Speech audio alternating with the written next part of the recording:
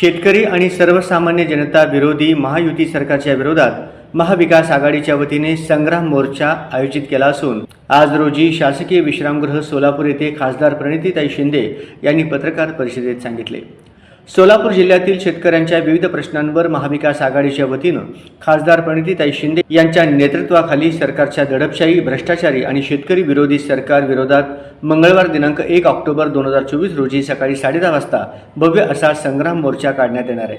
मंगळवार दिनांक 1 ऑक्टोबर 2024 रोजी सकाळी 10:30 वाजता 4 हुतात्मा पुतळा या ठिकाणापासून मोर्चाचे आयोजन करण्यात आले असून सोलापूर लोकसभा मतदारसंघाच्या खासदार प्रणिती शिंदे या मोर्चाचे नेतृत्व करणार आहेत।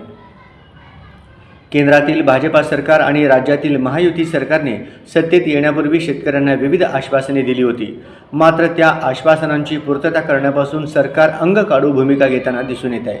त्यातच वाढत्या महागाईमुळे सर्वसामान्य जनता आणि शेतकरी वर्ग मेटाकुटीला आला।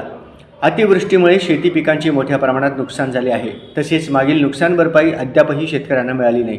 त्यामुळे अस्मानी संकटात सापडलेला शेतकरी आता या जुलमी सरकारच्या निष्क्रियतेमुळे मेटाकुटीला आलाय।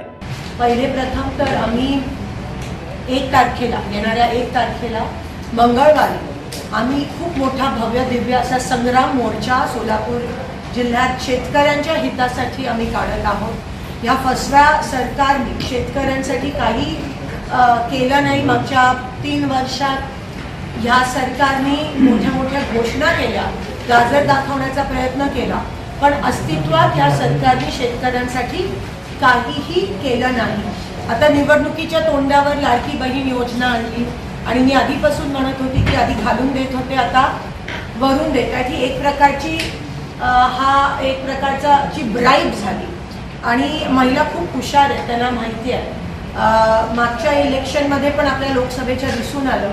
खरं तर परवाचं इलेक्शन लोकसभेचं हे आपल्या देशातलं अतिशय turning point, game changer election होतं, कारण का लोकशाही टिकली, लोकांनी लोकशाही टिकवली, लोकांनी संविधानाचा मान ठेवला। बीजेपीने सामदाम दंड वापरून सुद्धा लोकांनी लोकशाहीला मतदान केलं, त्या विरोधात, प्रवाहाच्या विरोधात जाऊन मतदान केलं आणि त्याचं महाराष्ट्रात तुम्हाला त्याचे नतीजे त्या ठिकाणी दिसले।